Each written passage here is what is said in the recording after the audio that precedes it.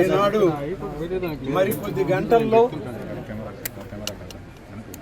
మనం వైకుంఠ ఏకాదశి పర్వదిన కార్యక్రమాలు ప్రారంభమవుతున్నాయి.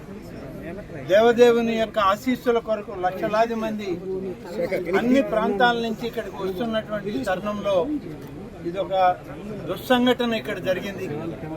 ఈ సంఘటన పట్ల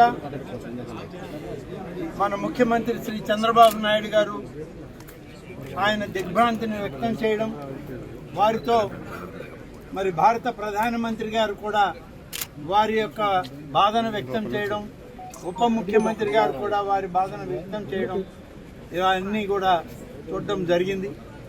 ఈరోజు ఈ సంఘటన ఎలా జరిగింది అనేటువంటిది ఆ విచారణ దాని నివేదికలు తర్వాత పరిశీలన చేయడం జరుగుతుంది. ముందు గాయాల పాలైనటువంటి వ్యక్తులకి మంచి మెరుగైన చికిత్స ఇవ్వాలన్నదే ప్రభుత్వం యొక్క లక్ష్యం.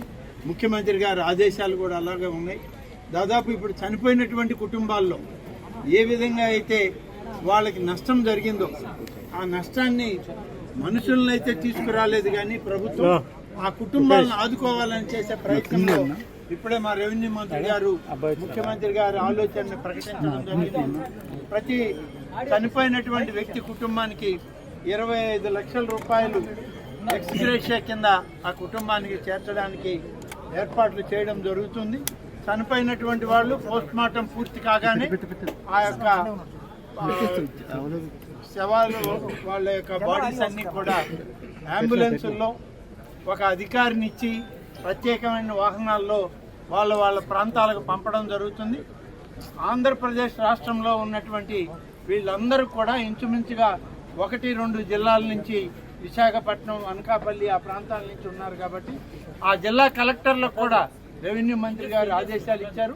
అక్కడ కూడా ఉండి ఈ కుటుంబాలకి మరి అన్ని విధాలుగా తోడుగా ఉండాలని చెప్పి అక్కడ మా శాసనసభ్యులకి, మంత్రులకి అందరికి కూడా ఇప్పటికే ఆదేశాలు పంపడం జరిగింది.